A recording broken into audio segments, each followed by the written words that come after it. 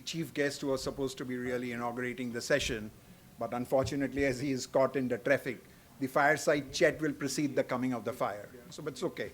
That's reality of changing times.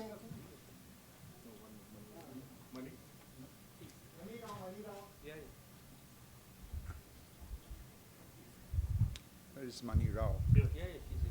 Hi, Mani. Pleasure to have you here.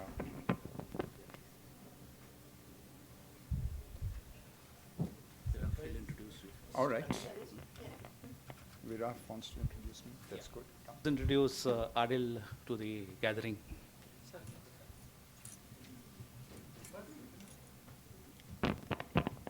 When we started planning this conclave, Temas and I thought we needed one person who would pivot the panel discussions, fireside chats, advise on programs, think out of our two brains and our committee's brains, and take the heat away from us. The first name that came to my mind was Adil. When I called him, he immediately said yes. Dr. Adil, but I'll call him Adil. Adil has been instrumental in planning many facets of this conclave program. This is in spite of the fact that he's extremely busy, resides in Bombay 5 days of the week, and travels a lot. Adil wears many hats. Personal friend of mine, sitting BPP trustee, big HR honcho, and many more. He's currently the CEO of a boutique business management consultancy called The Firm. Adil holds a degree in commerce, a bachelor's degree in law, a master's degree in human resources management from Tata Institute of Social Sciences. He's attended the Coca-Cola Wharton School Advanced Management Program and has been bestowed a Cosa Honoris Doctorate in Philosophy. Adil has over 4 decades of top management corporate experience in India and overseas. And he has worked in reputed, professionally managed large national and international companies. Listen to these companies: Godrej, GE, Marks & Spencer, Coca-Cola, and SR at board levels in areas of leadership, HR, IR, and labor laws. He was initially associated with Manek Gagrat and Company. Adil has experience of corporate working in areas of law, industrial relations, human resources, marketing, and OD at senior management and board levels. He is now full-time into business management, consultancy, and advisory services. He is a much sought-after business coach to some of the most recognized CEOs of India. An avid reader, Adil writes in several magazines and is well quoted for his thought leadership and creative opinions. He's a well-recognized doodler. That's why you got the doodle here. A social media enthusiast, a reputed keynote speaker, and he plays the Mohan Veena. I didn't know that. He's also a TEDx speaker. Adil has won several national and international awards, including the HR Grandmaster Award at the WHR Congress. He's ranked amongst the top 110 influential global leaders by People Hum, a global ranking organization. There are many, many things more to say about him, but I'll give the floor to him now. He will be giving us his thoughts on leadership and moderating the fireside chat today. I invite him to take this forward now. And thank you so much for all you've done for this conclave, Adil. Good evening, ladies and gentlemen, and indeed, thank you for giving me such a decorated introduction. These are some of the reasons why I insist on carrying my wife along, because at home she doesn't believe I have all of that. It's only when she hears it in some conventions and conferences. So thank you, Zubina, for coming over. So we all live in exciting times, and of course we saw the exciting times. We had the chief guest to come, and unfortunately he couldn't come, and therefore sudden excitement changed, and someone who was supposed to come later on has to come a little further, and things like that. So we live in all kinds of exciting times. And life in general, which is very ambivalent and equivocal, just that nothing seems to be predictable. If you were to draw the chart of what we call the punctuated equilibrium of the world, you would draw a chart where, big changes in life are made at long periods of intervals, and then small changes keep happening in between, and then suddenly comes a little period of time when so many changes happen that by the time you realize what happened, a new change comes, and by the time you get adjusted to the new change, yet another change comes, and by the time that another change you adjust, another change comes. and then again it steadies down over a period of time for millions of years when the new gap comes in and new changes are made. We are living in such kind of exciting times, ambivalent, unpredictable. We really don't know what's going to happen. Markets are unpredictable and challenged beyond creative imagination. Earlier, at least we could say, okay, start thinking creatively about what's going to happen. But we are now living in times where the real changes happening are actually challenging even your creative thinking, and it goes much beyond that. Black swan events, which used to happen occasionally to transmit the shifts in the entire change, are now coming so repeatedly that actually they say the normal life is happening between two consecutive black swan events, which are very, very small recess in between each other. At that pace, the kind of changes are happening. Resources and profits, and we experienced it during the COVID time, that resources and profits seem to vanish faster than snowflakes under pressure. And we saw how great companies which had tremendous amounts of profits thought that they would be able to manage the COVID period, suddenly under pressure collapsed and couldn't exist in that kind of marketplace. Uncertainty, despair, anxiety, depression are natural outcomes of human responses to these kinds of changes which we are going to face.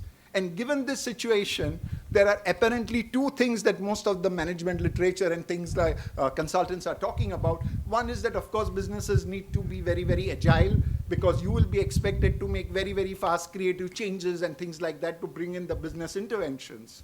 So agility becomes very, very critical.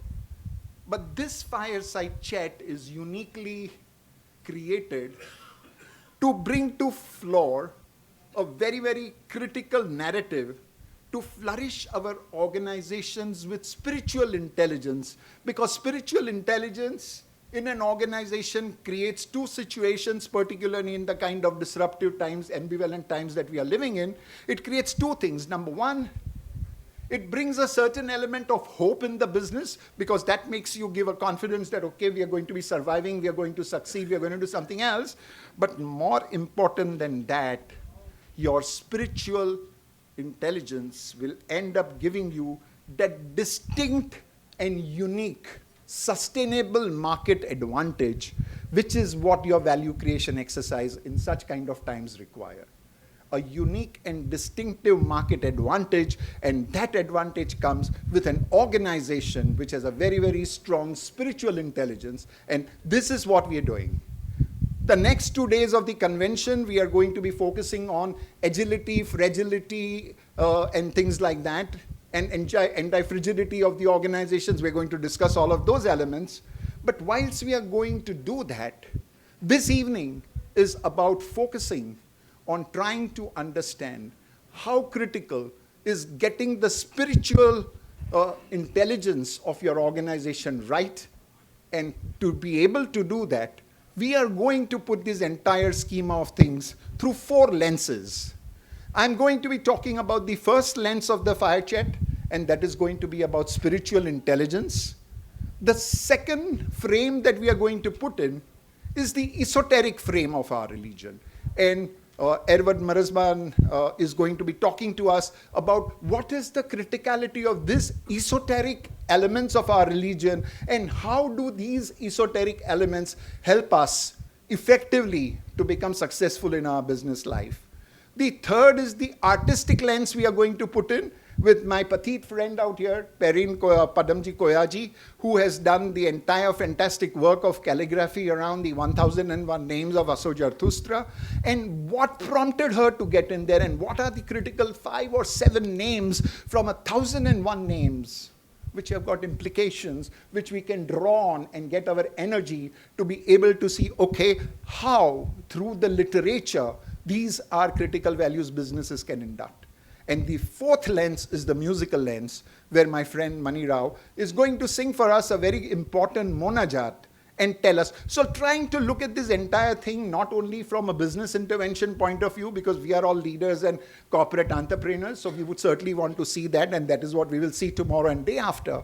But today's session is much more about trying to understand the spiritual and the esoteric and the artistic representations of our religion and what lessons they end up teaching us. So let's come to the first lens, which I wanted to talk about for a short while. And that takes me to Donna Zohar, and I think some of you must have heard. She's one of the greatest management thinkers, contemporary management thinkers alive today. And Donna Zohar, she comes from MIT and is a Harvard graduate and has written fantastic books, acknowledged world across as one of the finest management thinkers, brought the concept of spiritual intelligence for the first time into the mind space of the corporate world through a very, very beautiful book called Rewiring the Corporate Brain. Of course, thereafter, many people, the copycats of the world, talked about re-engineering the inner selves and things like that. But the original thought came from Donna, who really wrote that book called Re-engineering the Corporate Brain. Succinctly, she explained that spiritual intelligence is the intelligence of the soul as applied to human endeavors of creating value in enterprise. So as the organization starts creating value and you engage yourself in the process of value creation, spirituality is that language of the soul which you hear, though it's not spoken, and are able to convert that into its applicable principles as you go around creating value in your businesses. And finally, we being entrepreneurs and business leaders are generally going to be focused on how do we create value. Spirituality gives you that edge by making you listen to the voice of your soul, which tells you what are the things you ought to do and what are the things you don't need to be doing. It is about a leader's ability to find meaning, to find purpose, and driving the values in life and transferring the same to the organization's culture so that collectively the enterprise makes money. In fact, I remember reading somewhere in an interview, Mr. Ratan Tata was told that what is the difference between you and the Reliance company, because you took so many years to grow and become what you are versus Reliance has barely taken some 60, 70 years and become that. So he said the difference is that they are cutthroat, smart businessmen. We are institution builders and industrialists, and that is the difference. So it is the application of the spirituality quotient to your business that ends up making the real sustainable long-term competitive market advantage, and that is what we are going to talk about. Now, I am going to be taking some elements of the Zoroastrian eschatology and talk about the cardinal angel theory or the cardinal theory of the doctrine of the Amisaspans, which is very, very cardinal to us. And are there lessons that we can pick up from this doctrine of the Amisaspans which can help us determine the spirituality quotient and the spirituality inspiration that organizations need to be able to sustain in this kind of disruptive world that we are living in?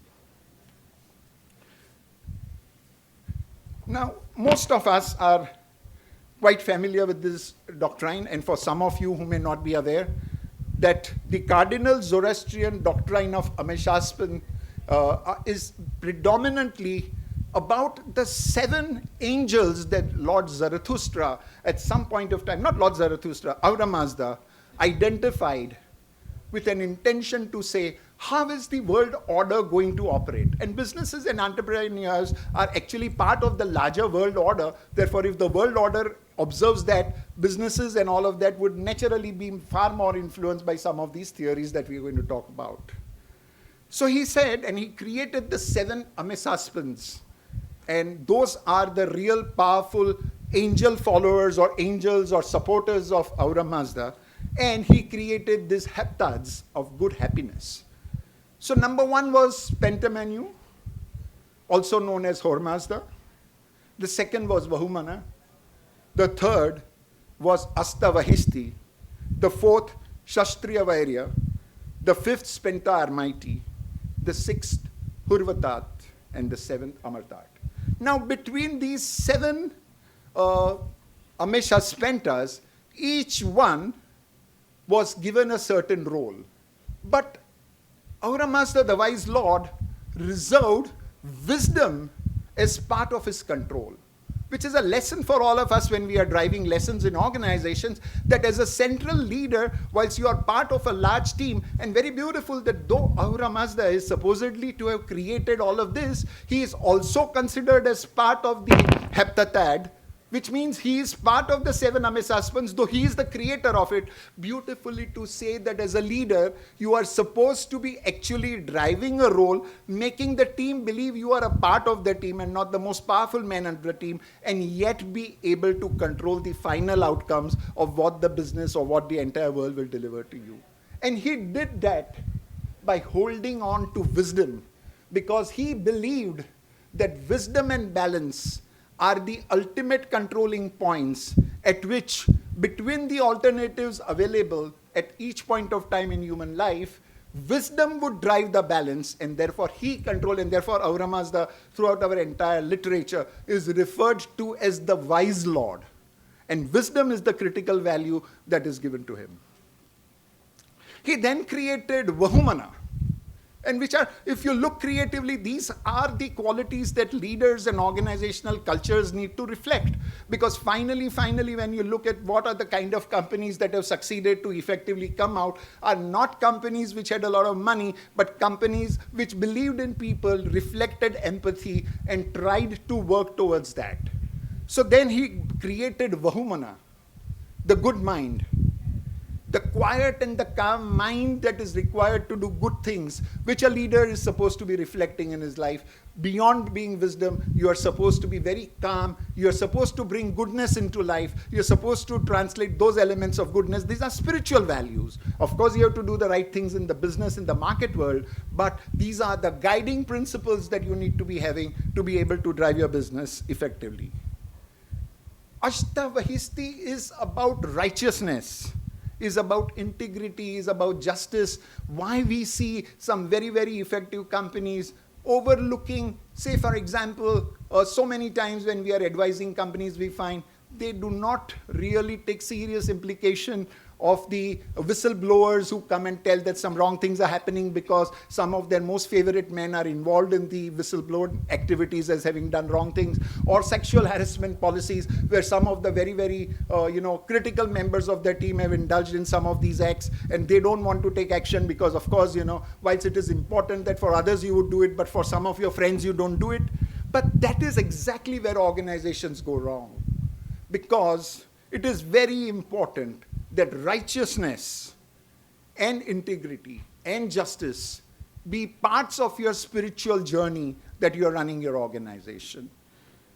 Spenta Armaiti is predominantly a power given in his heptad, which is humility. As a leader, you are supposed to be humble. You may be as powerful as you want, but unless and until you were to reflect humility, you will not be able to succeed. Unless and until there is tolerance, because not everyone is going to do the right thing. There will have to be tolerance. This is the value of Spenta Armaiti bringing onto the heptad, which is part of the spirituality journey. Now, it looks very esoteric and high-flown, but if you look at the spiritual values, which some of the companies identify, some Indian companies, of course, I know, write down a lot of these spiritual values and make it into very attractive frames and put it behind the cabinet and the wall of the CEO, which is half the time even he has forgotten what those values really stand for.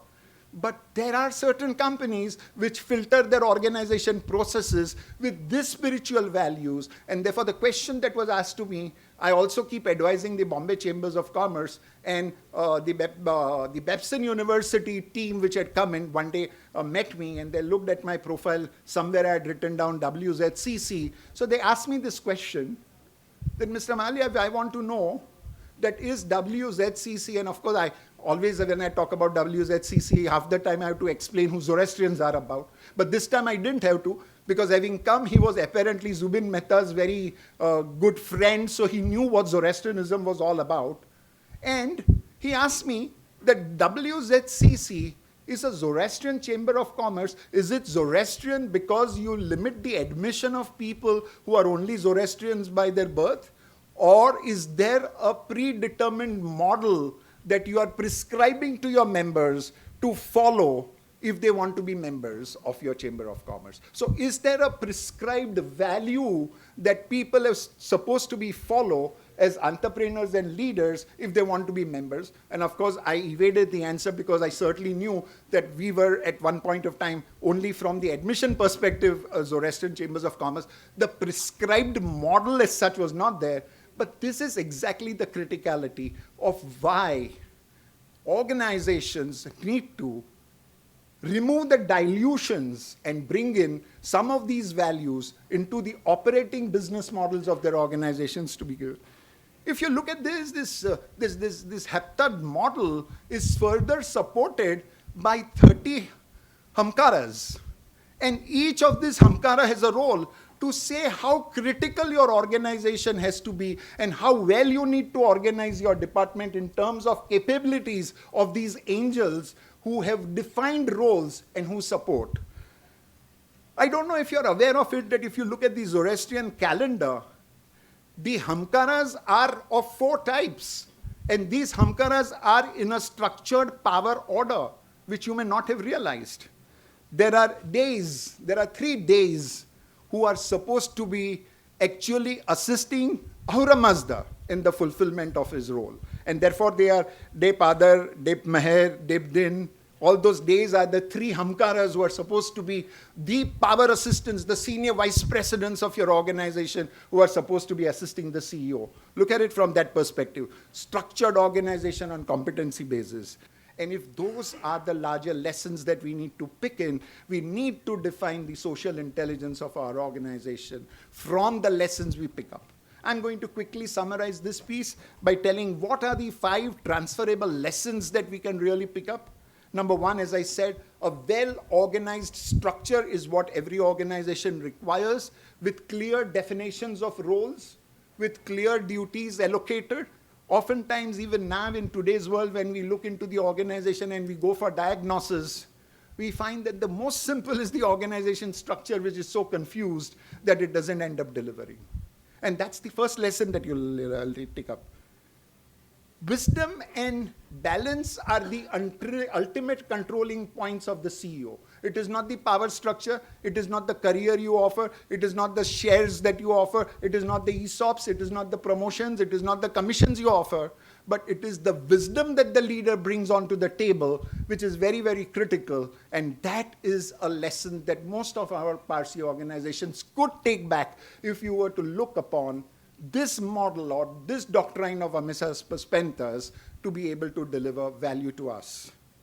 Inclusive role of the leader is included, but he is not constantly throwing his weight around. He is letting his people run the organization, but constantly controlling them through wisdom. And that's a lesson for all of us. Values reflected in the culture, the spiritual values. There are 8 spiritual values that we look at. What are those? Wisdom, truth, righteousness, and I spoke about some of this, clarity, fairness, social responsibility, and diversity. If you look at the male and the female ratio, there are equal numbers of female and equal numbers of male in the entire angelic model that we are talking about. Diversity is absolutely part of our religious eschatology, and that is very important that all of us need to drive in the organizations. And the last and the most important that I would like to take on is the Farsokat. And of course, Marzban is very famous for his writings on the Farsokrati, which predominantly means that the final renovation back to purity instead of destruction. Our religion does not believe in the ultimate destruction, but believes in the ultimate renovation and creating purity all over again, and which is what resilience is all about. If I use the word resilience, everybody who's come overseas and read management literature understands resilience. The greatest resilience comes also from our religion, which talks about Farsokrati, and that's how we could be drawing. So this, ladies and gentlemen, was trying to put in for the fireside chat and leaving a worm of a thought in your brain that actually organizations require strong spiritual intelligence to be able to survive the kind of times that we are facing. And that is possible if we claim that we are really the Zoroastrian chambers of commerce, which is not limiting only in terms of admission, but in terms of its beliefs, in terms of the models, in terms of the behaviors we want to drive. Then the Amisha Spenta model, the Faresta model, which is also called, is a great model to draw on. And this is a message I leave behind with you. From this lens, I'm going to invite Marzban Hathiram Ervat Marazban Hathiram really requires no introduction for people who have known him, have read his articles, have read his books, really know that he is the one who has been one of the esoteric champions writing about our religion. I'm going to invite him. He's actually an Ervat, a Navar and a Martab. He comes from the Navsari Bhagalia group and is a finance professional who worked with Kalyaniwala and Mystery until a long period of time and worked in corporate finance as a finance controller until he decided to then dedicate his life and career to religion. He became the Panthaki of some Agyaris in Bombay and thereafter moved to Udwada, where I understand he has set up his own boutique dadga, which he serves from Udwada. We couldn't have found a better person to talk about the esoteric lens of the religion than Marazban. So Marazban, may I now invite you to please come.